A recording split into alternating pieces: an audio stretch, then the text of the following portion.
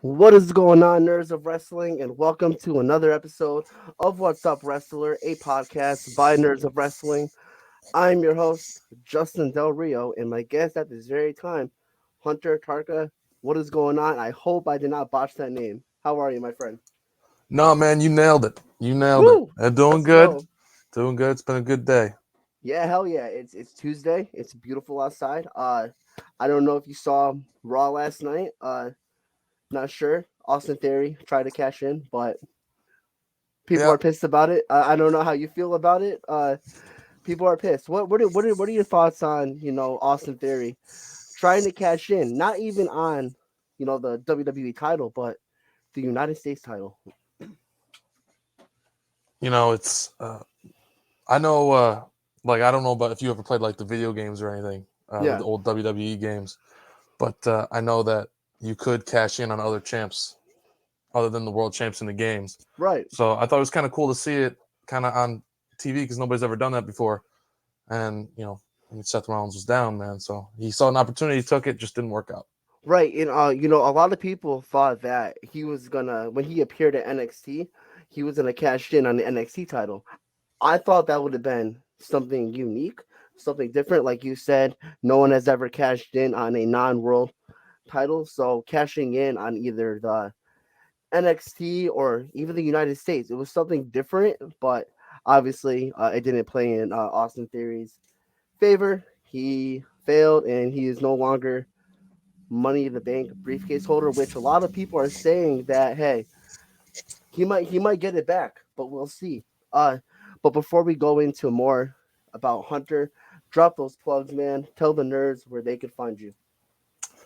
Uh, I'm on Instagram and Twitter at the Hunter Tarca. You can also follow me on Facebook. I'm trying to get the Facebook up and going. Also trying to get my YouTube channel going. Gonna be posting my matches, clips, highlights, promos, that kind of thing. That'll be Hunter Tarca also. So There you go, nerds. Follow Hunter Tarca at the Hunter Tarca on Instagram and Twitter. Don't worry, we will drop those plugs again later. We talked about wrestling, Austin Theory already.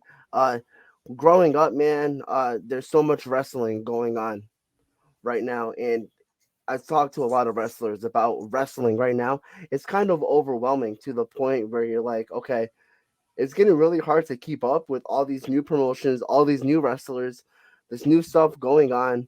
Uh, when did you start getting into wrestling, my friend? um, well, when I was growing up, younger, I was growing up during the Attitude Era. My parents didn't want to see all that kind of bloodshed and all that stuff, so I didn't get to Right. watch like when I was a kid. I probably started watching it. I was about 13, I think. I think actually the first Raw I think I watched was when The Rock unveiled his new WWE title after he beat Punk. I think Oh that was the Jesus. first Raw I watched. So that was what, January of 13 or so. Yeah. So I became a fan then, but uh, got very, very drawn into guys like The Undertaker. The Undertaker was always my guy. So and he started that feud with Punk, and that's really what drew me in right around then. You got into WWE pretty late. A lot of people have been, watching WWE Yeah. for 20 plus years at that time. I started watching around 2005, 2006. I don't know how old you are, but it's like that that that era, that year of wrestling was kind of hard for a lot of people because they didn't like the fact that at least me, The Rock came in and took the title off of CM Punk, and then they made it Cena versus Rock twice at WrestleMania. They felt like a lot of that should have stayed the year before. However, I was a big fan of that match the following year. Rock and Cena 2 was a lot better than the first one. I'm pretty sure you studied up on your wrestling. You went back and watched a lot of it. Undertaker, obviously, you said is one of your favorites. Speaking of Undertaker, icon, legend in the ring. What are some of your favorite matches that the Undertaker has had? There's a lot of the marquee ones, both Shawn Michaels, Triple H, and him in the cell at Mania. Um, I think one that it was a really, really big one, but it kind of gets overlooked now was him versus Kane. That whole feud in '98 when Yeah, Kane first came in. That was that was pretty incredible watching. Going back, I think I actually watched that match again the other day. And some of those segments where like he came out of the lightning bolt came down and yeah. he was in the casket. Like every time I watch that, I get chills, man. So uh, yeah, I'd say that one, and then the Hell in a Cell, Mick Foley. Another one that's That's referenced a lot, iconic. but you can't go wrong with that one either. There's so many matches that Undertaker has had, right? You named them.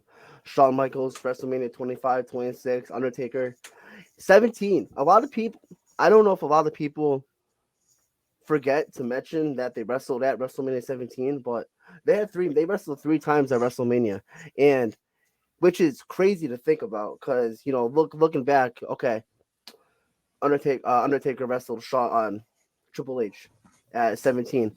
10 years later, he wrestled him again at what 27, something like that. And Something like that. it's crazy to think about. And Undertaker, obviously, we could talk about Undertaker for hours on end. This isn't about the Undertaker. This is about Hunter. Let's talk about Hunter, man. Hunter, you already discussed how you got into wrestling, but how did you get into wanting to go into training and doing what Undertaker does is being a professional wrestler?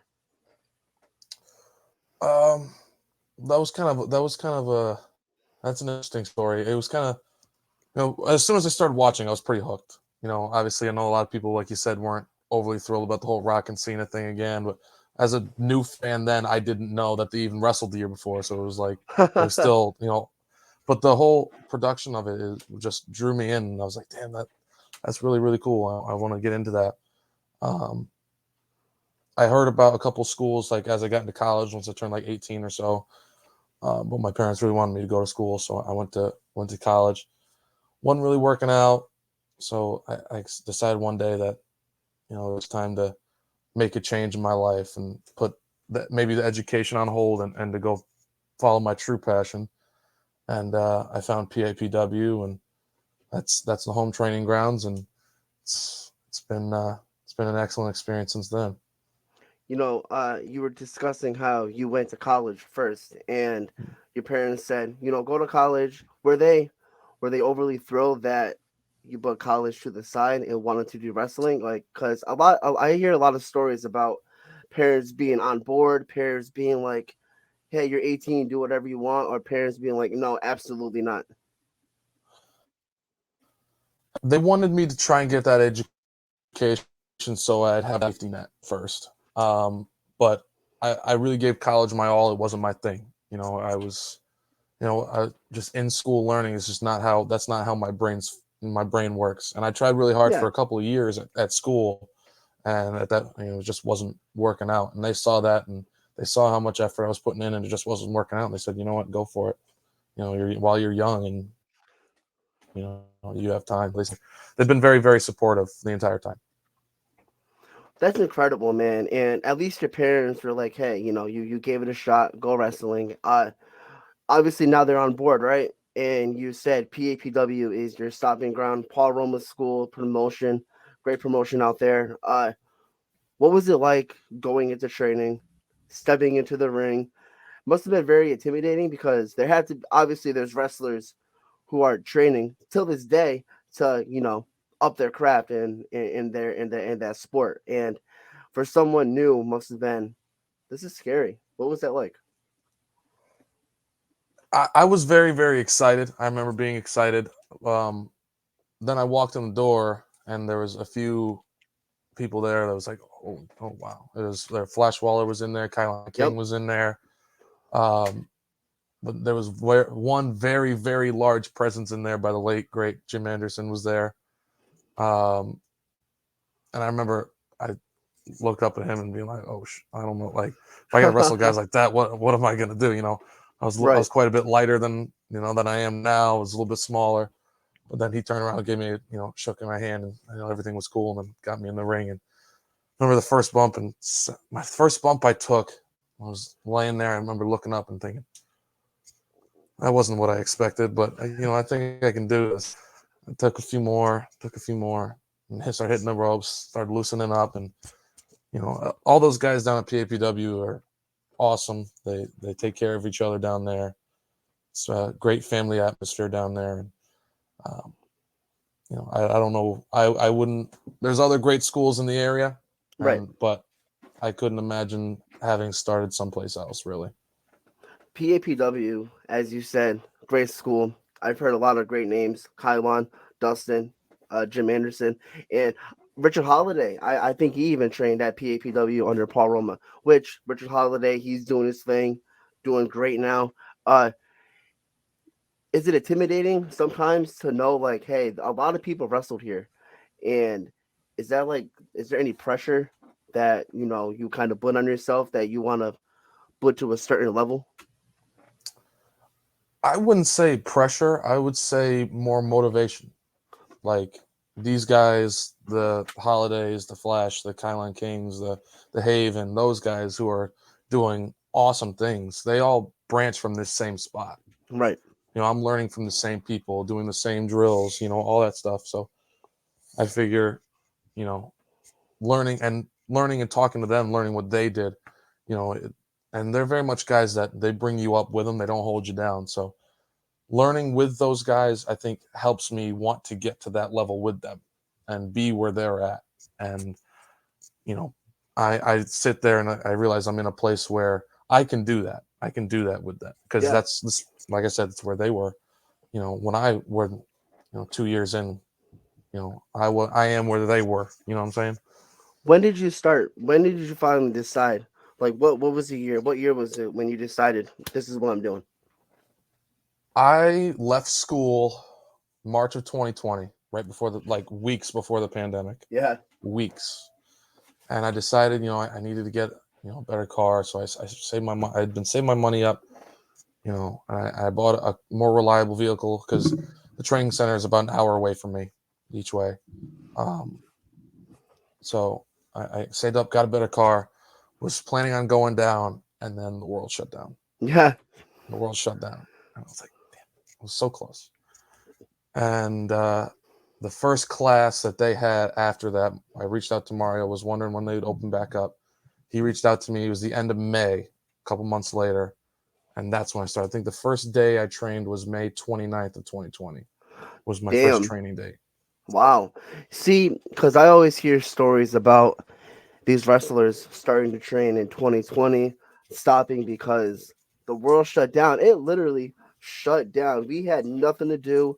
A lot of people were very fortunate to where they were working, and people were fortunate to where they were able to train a little bit here and there. But through that time where the world was completely shut down, was there any doubt in your mind where you're like, oh, okay, forget it, I don't want to do it? Or was it like, as soon as the fucking world opens up, I'm doing it? No doubt in my mind.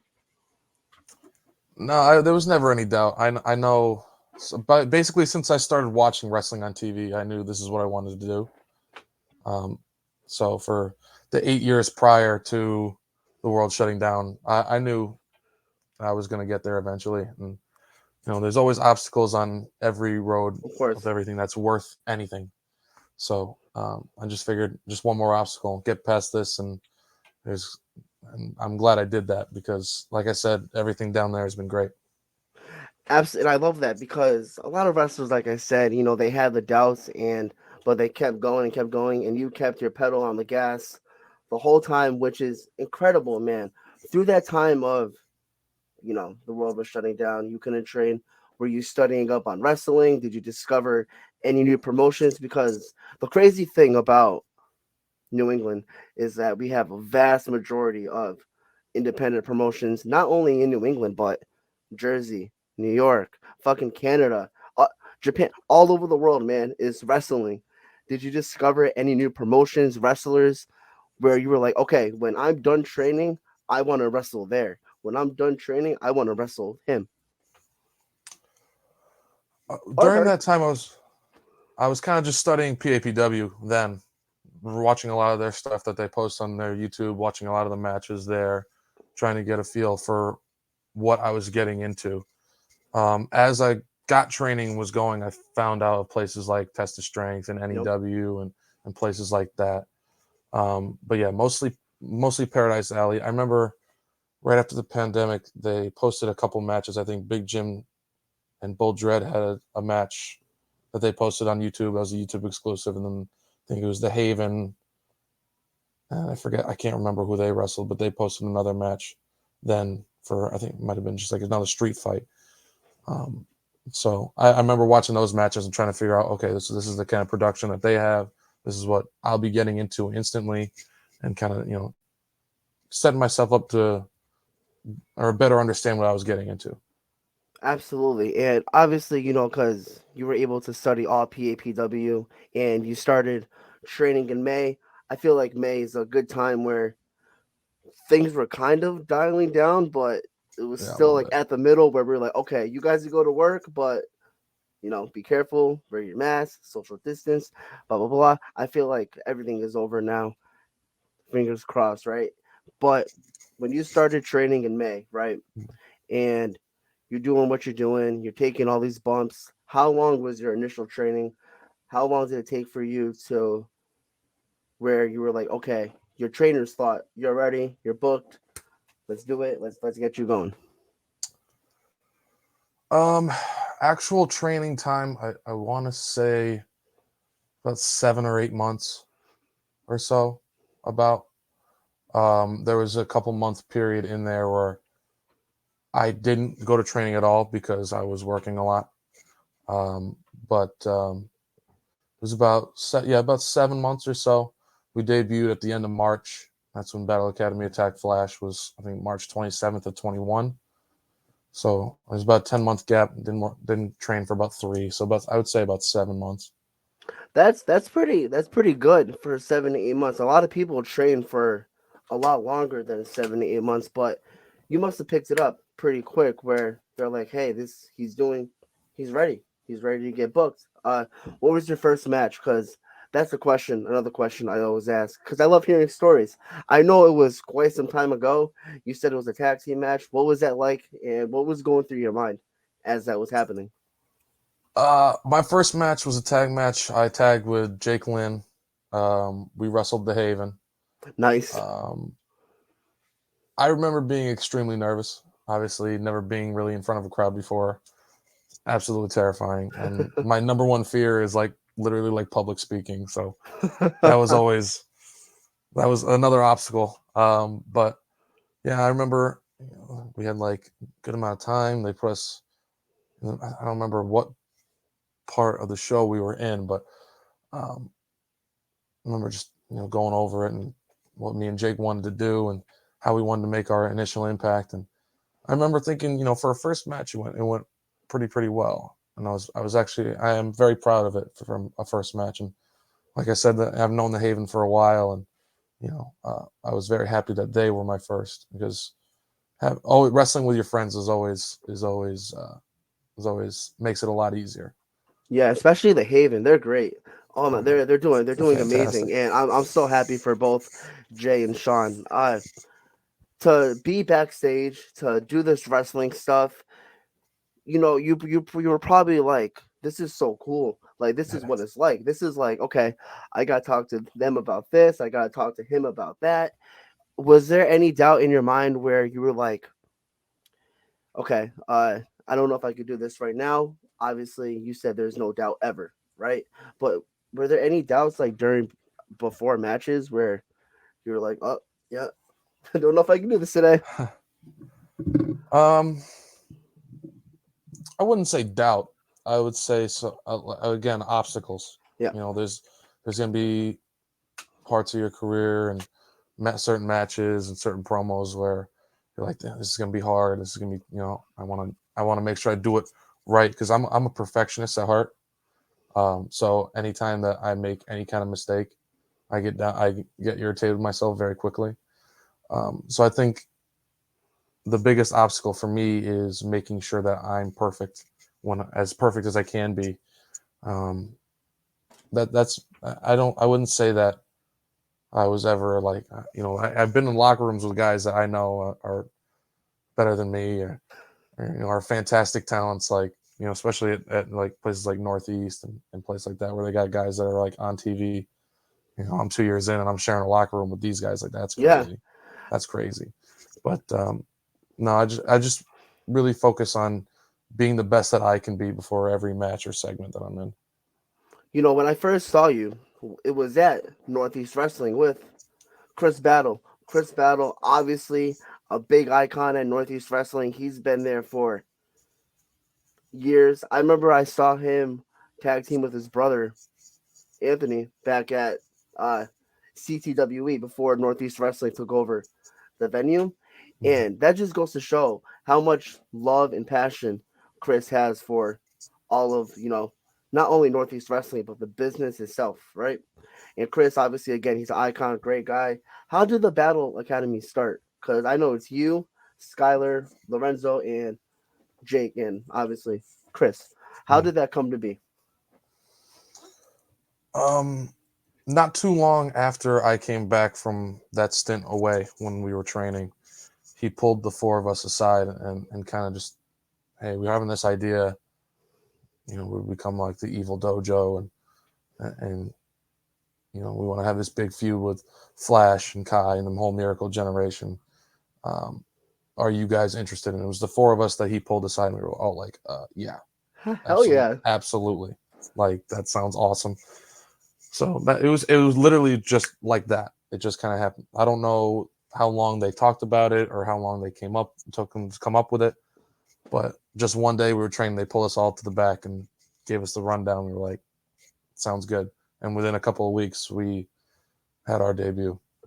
Yeah, that's awesome. And now you guys, because you guys go to obviously PAPW is where you guys are mainly based out of. You guys go to TOS a lot. Uh, Northeast Wrestling again. Northeast Wrestling is one of a big promotion, and for you guys to wrestle there for the first time must have been like this is amazing. If I'm not mistaken, it was in May of 2022, earlier this year, right? Is when you guys made your debut. I made mine in March. March. Okay. March. Yep. It was me and Chris versus Channing Thomas and Mike Verna was the first was my debut, and then the rest of the academy kind of came in slowly but surely over the year. But yeah, we've been doing shows there for since March, so that's crazy. And we've been there Yeah, that long, but time flies. Time flies yeah, by. And I know Lorenzo, he had a match against BRG. And I mhm. know Greg from PAPW, he's kind of making his way into Northeast Wrestling. He's doing his thing. It's really cool to see all these wrestlers from different promotions come over to Northeast Wrestling because I've been going to Northeast Wrestling shows a lot, and again, it's one of the best promotions I've been to.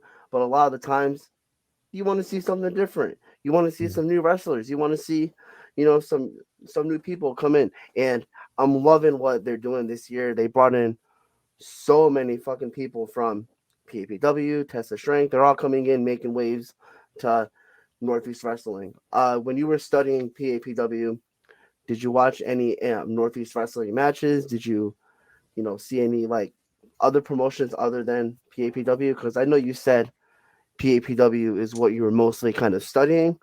But was there a day where you were like, let me see if there's something else I could see? um, like I said, I watched a few touch to strength matches. I went back on a couple of different.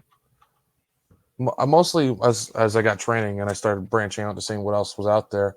I was mostly watching matches of people that I knew, the Flash, the Kylon Kings, Richard Holiday, watching those matches. So it wasn't necessarily like any one promotion I was watching after that. It was kind of just studying what else is around.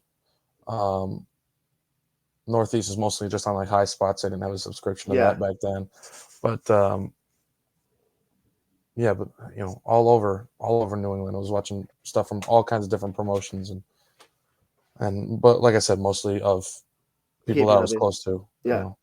And like I said, it was hard. It's so much wrestling to keep up with, and you're like Yeah. kind of want to like just stick with one thing. We were talking about WWE in the beginning, right? Mhm. Other than WWE, are you a fan of any other promotions?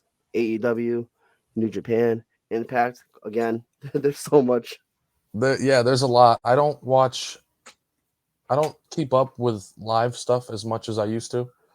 Mostly this wrestling I go back and watch certain matches of certain people, um, to just study and get ideas of what kind of moves maybe I want to add to my repertoire. But no, there's like you said it. There's a lot of really really good wrestling out there. It's very easy to be a wrestling fan right now. There's so much, and it's none of it is necessarily the same. Right, There's you can go to WWE, AEW, Impact, MLW, New Japan, and get something completely different on each one. So right. there's something out there for everybody right now, which is really really cool. And a lot of people seem to complain. I'm to the point where it's like, if you don't like it, don't watch it. Like, you're constantly complaining about why this sucks, but you're watching it. You're taking 3 hours out of every week to watch Raw, and all you do is shit on it every week. It's like, come on, like, bro, don't watch it anymore. I don't know what to tell you. Stop watching it. And it's hard. You're right. It's hard because to watch it every week. We're grown ups now. We work. We have jobs. We come home. We don't really necessarily want to, you know, sit down for 3 hours and watch a whole show. That's and thank goodness for Twitter. Thank goodness for Facebook. I keep up with it on there. YouTube again. I don't think I've watched. Yesterday was the first time I think I watched a whole episode of Raw in like maybe like 2 years, 3 years, around there. And I was surprised. I stuck through it. Triple H is taking over. He's doing a great job. Just want to throw that out there really quick. Um, Other than wrestling, right? Other than WWE, all this other wrestling, Netflix has a shit ton of shows. Amazon Prime, Hulu, Peacock, you name it. So many platforms out there, just like there is for wrestling. Is there any Netflix or Amazon, Hulu, Peacock shows that Hunter loves to binge watch on his days off? I don't do a whole lot of binge watching anymore. I I've been trying to focus on get making myself my body getting my body right, getting in better shape. If I'm watching stuff, like I said, it's generally like old wrestling matches of mine or of other people's that to help improve myself. I am a big sports guy. I see your Penguins thing back there. I'm also a Penguins fan, so good on that. Um, I I'm got to break the news to you in a second, but go ahead. Yeah, so big sports guy. Grew up playing a lot of different sports. Watch a whole lot of different sports. So yeah, it's basically just sports and wrestling for me. Baseball. You said you're a Penguins fan. So fun Mhm. fact, right? I live in the basement at my parents' house, and all this is my dad's stuff. All the Okay. stuff on the wall. So when I moved down here, my dad was like, "You're not taking none of my shit down. Leave it up." I was like, "I love it. I don't want to take it down. I like it." So when people see the Penguins, you're a Penguins fan? Yeah, sure. Go Penguins. I mean, if I had to pick a hockey team, it would be the Penguins because of my dad. But I mean, hockey isn't really like my favorite sport. Are you a big hockey fan? Not overly. I enjoy it. I'm always been a very big time competitor in my life. So any form of competition I can really get into. Um, I will say that I've been not a great basketball or hockey fan to either of my teams. I'm also a Celtics fan. Haven't been great fans to either of them recently. Not watching a whole lot of games, but um, keeping up with them as I could. Right. Um, like I said, it's just a competition, and hockey is a very cutthroat game. I really do enjoy watching it, but I could not sit here and have like a whole conversation with you about other teams. Oh yeah, no, no, of course. Neither could I, bro. You could literally tell me about the whole thing. I go, oh yeah, sure. Oh Yeah. yeah, Oh yeah. yeah, they're doing great, sure. Really quick, there's one hockey show right that I'm really into. It's on Disney Plus. It's great. I love it. The Mighty Ducks. I don't know if you saw it. The new series on Disney Plus, The Mighty Ducks, is fantastic. I think that's like the only probably hockey movie or show I watch is The Mighty Ducks because let's admit it's a classic. The Mighty Ducks is a classic. I don't know if you've ever seen it, but it's amazing. The Mighty Ducks is one of my favorite sports movies of all times. Yeah, I saw the original movie. I have not seen the show. I've seen advertisements for it though, so I know of what you're talking about. But Right. It's definitely, if you have some time, if you're like, you know what, let me see what Justin says about the show. Let me see how he feels about it. I want to see if he feels this. I want to see if I want to feel the same way about it. It's really good. I love it. But let's go back to wrestling really quick. Again, so many promotions out there. Northeast Wrestling, Tessa Strength, um, PAPW. Are there any other promotions that you have your eyes set on that you want to make waves into? um, anyone that's willing to give me a shot, I think I bring a good amount of value to the table. Um, I also go to places like 2TW. I've been to Shut Up and Wrestle. I've been to other promotions like Blood, Sweat, and Tears. Be there next Friday. They got a show run, so I'll be there for that also.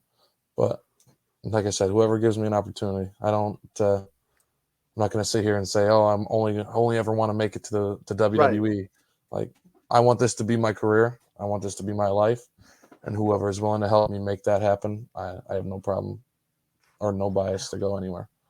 Hell yeah, bro. I love that. I'm rooting for you, bro. I hope to see you at more shows, more promotions. I see you at NEW all the time, and I think I've seen you before at was it Blood, Sweat, and Tears up in Bridgeport. I Mm. think I've seen you up there. Yeah, man. I wish you nothing but the best of luck as a fan. Good luck, bro. And I want to thank you for coming on the show. And bro, this was fun. I hope to have you on again soon. Yeah, man, had a blast. This was a good time. Thank you Thank for you, having me. bro. Of course. Before we end the show, one more time, drop those plugs. Where can the nerds find you? Follow me at the Hunter Tarca, Instagram and Twitter. Hunter Tarca on Facebook and YouTube also.